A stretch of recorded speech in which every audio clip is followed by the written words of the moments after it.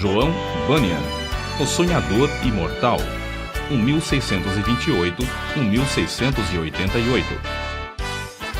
Caminhando pelo deserto deste mundo, parei num sítio onde havia uma caverna, a prisão de Bedford. Ali, deitei-me para descansar. Em breve adormeci e tive um sonho.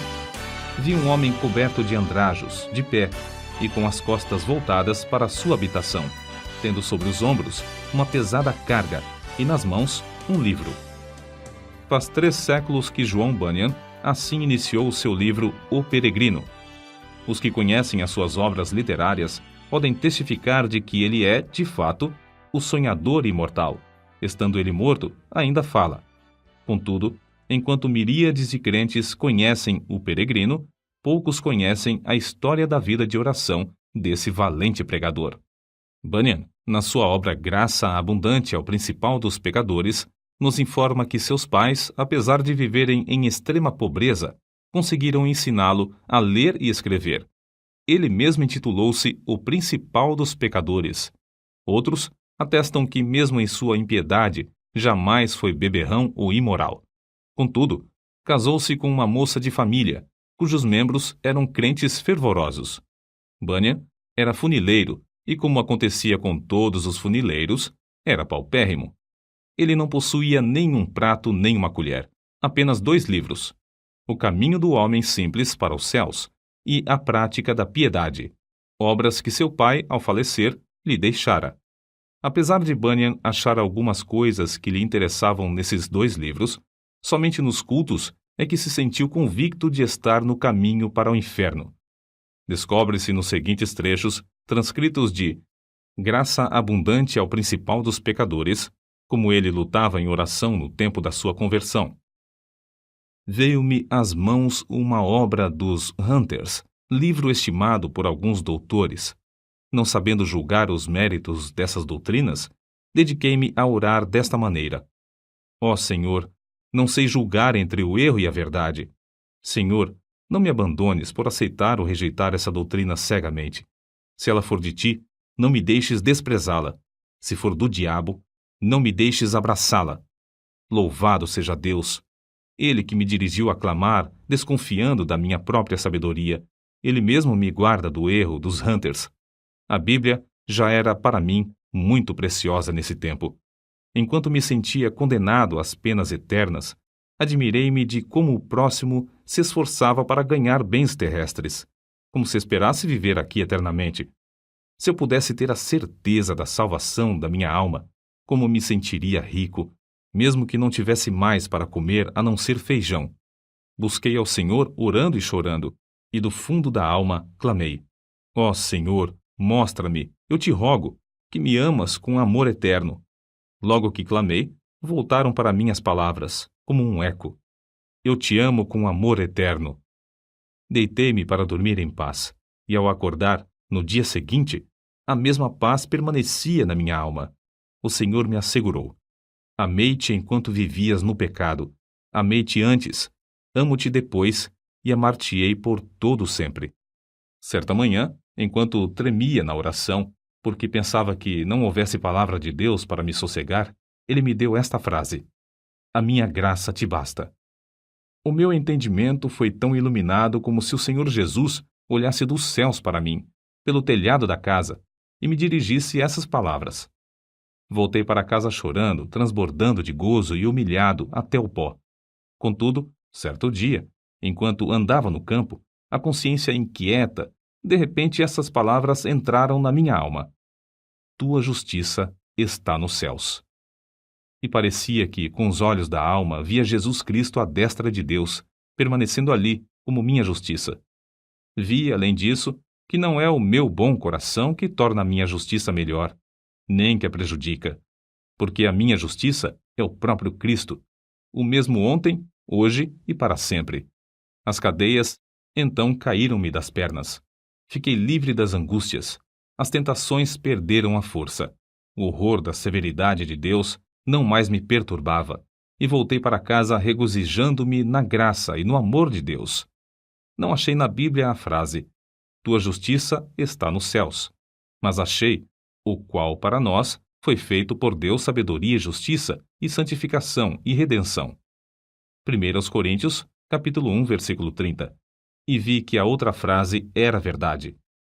Enquanto eu assim meditava, o seguinte trecho das Escrituras penetrou no meu espírito com poder.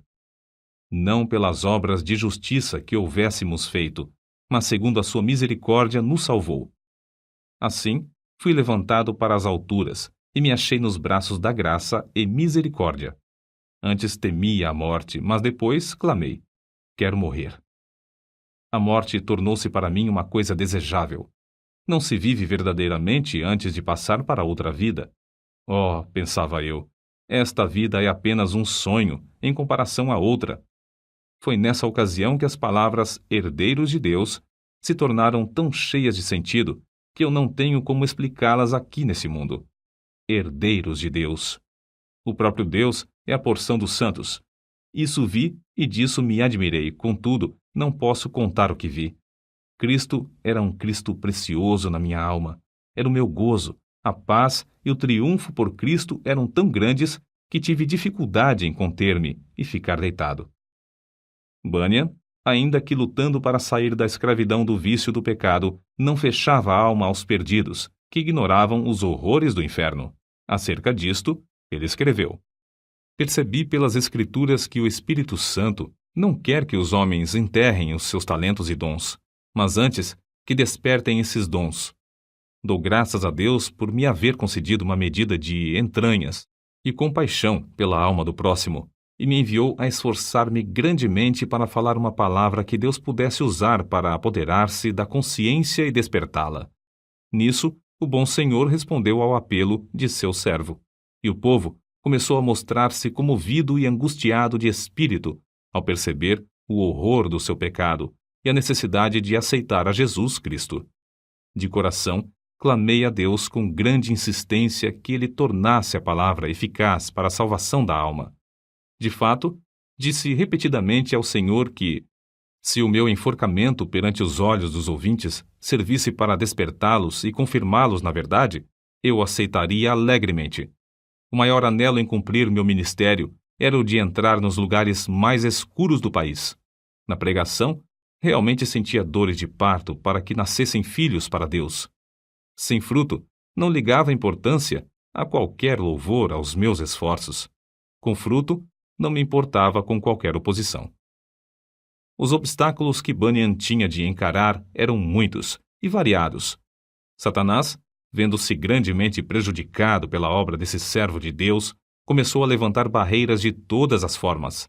Bunyan resistia fielmente a todas as tentações de vangloriar-se sobre o fruto de seu ministério e cair na condenação do diabo.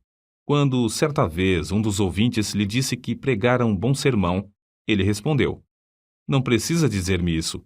O diabo já cochichou a mesma coisa no meu ouvido antes de sair da tribuna.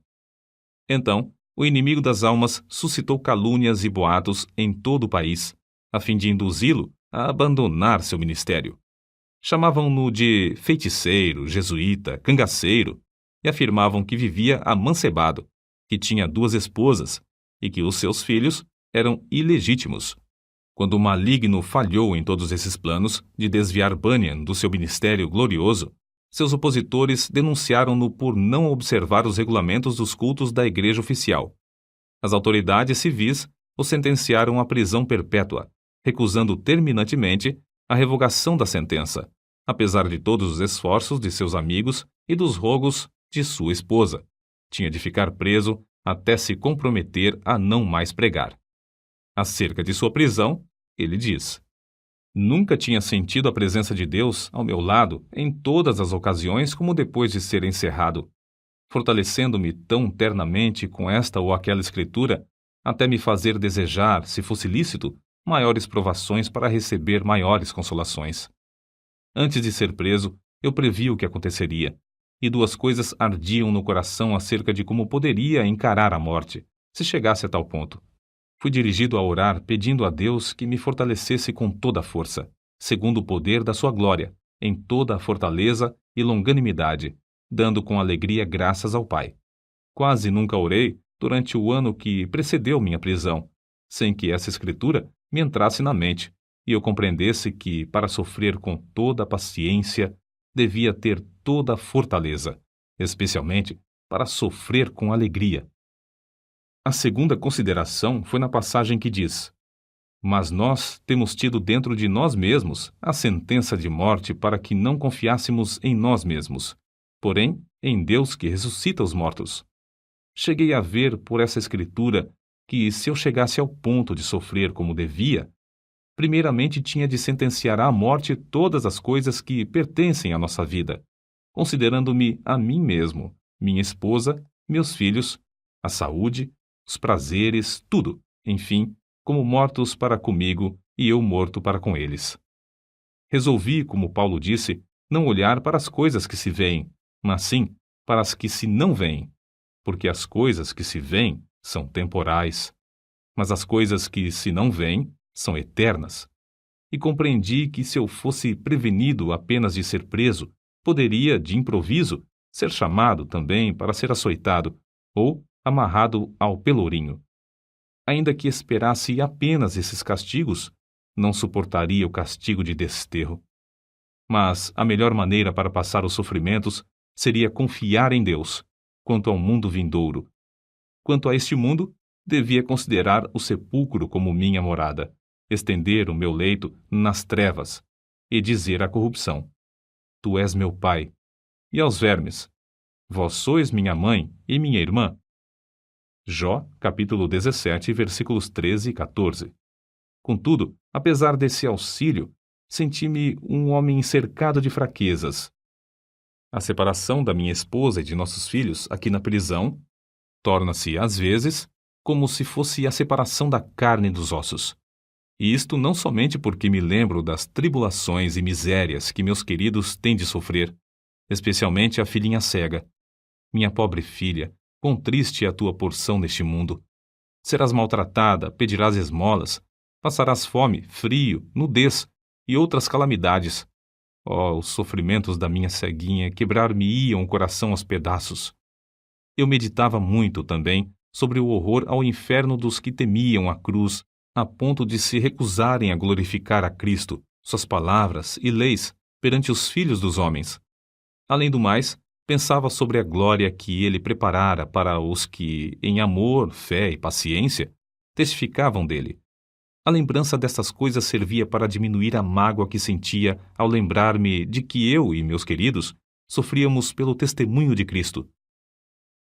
Nem todos os horrores da prisão abalaram o espírito de João Bunyan.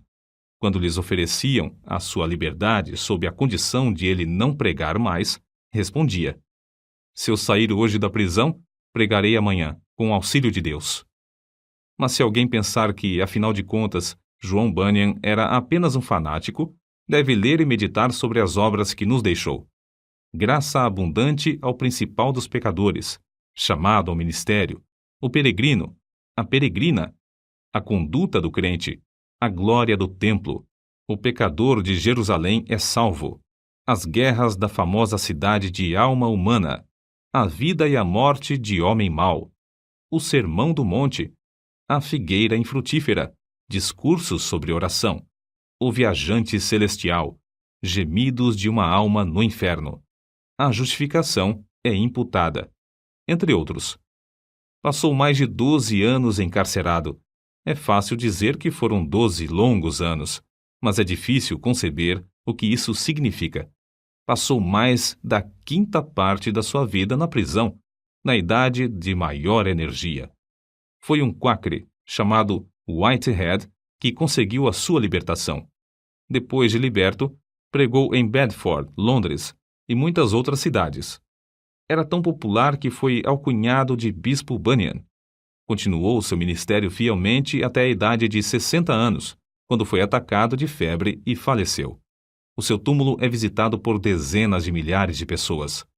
O orador, o escritor, o pregador, o professor da escola dominical e o pai de família, cada um conforme o seu ofício, podem lucrar grandemente com o estudo do estilo e méritos de seus escritos, apesar de ele ter sido apenas um humilde funileiro sem instrução. Mas como se pode explicar o maravilhoso sucesso de Bunyan? Como pode um iletrado, pregar como ele pregava e escrever num estilo capaz de interessar à criança e ao adulto, ao pobre e ao rico, ao douto e ao indouto. A única explicação do seu êxito é que ele era um homem em constante comunhão com Deus. Apesar de seu corpo estar preso no cárcere, a sua alma estava liberta, porque foi ali, numa cela, que John Bunyan teve as visões descritas nos seus livros. Visões muito mais reais do que os seus perseguidores e as paredes que o cercavam.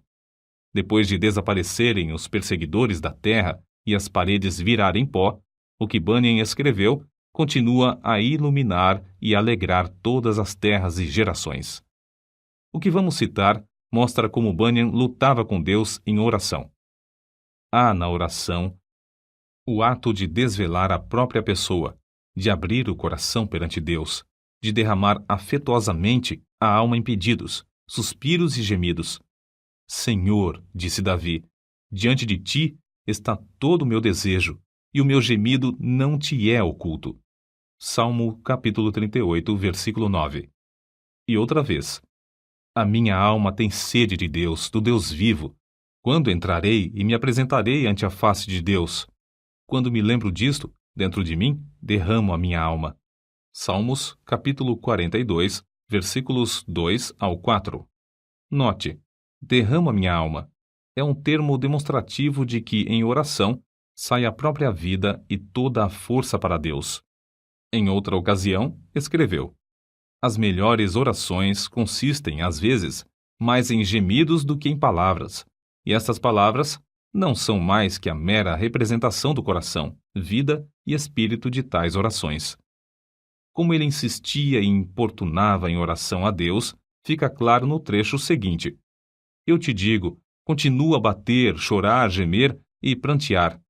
Se ele se não levantar para te dar porque és teu amigo, ao menos por causa da tua importunação, levantar-se-á para dar-te tudo o que precisares. Sem contestação, o grande fenômeno da vida de John Bunyan consistia no seu conhecimento íntimo das Escrituras, as quais amava, e na perseverança em oração ao Deus que adorava. Se alguém duvidar de que Bunyan seguia a vontade de Deus nos 12 longos anos que passou na prisão de Bedford, deve lembrar-se de que esse servo de Cristo, ao escrever O Peregrino, atrás das grades, pregou um sermão que já dura quase 3 séculos e que hoje é lido em 140 línguas. É o livro de maior circulação depois da Bíblia. Sem tal dedicação, não seria possível conseguir o incalculável fruto eterno desse sermão pregado por um funileiro cheio da graça de Deus. Nota: Quakre, forma aportuguesada de Quakers, como eram mais conhecidos os membros da Sociedade dos Amigos, nome de uma comunidade de cristãos protestantes surgida no século XVII. No início, eram seguidores de um pregador leigo, o inglês George Fox, que, em 1647, começou a pregar a doutrina de Cristo dentro. Todas as pessoas podem sentir a palavra de Deus em suas almas, caso se esforcem para ouvi-la. Interpretavam literalmente as palavras de Jesus Cristo nas Escrituras. Eram contra prestar juramentos e contra a guerra. Destacavam-se sempre pela solidariedade. Em 1947, os comitês britânico e americano de socorro Quaker Internacional receberam o Prêmio Nobel da Paz. Enciclopédia em Carta.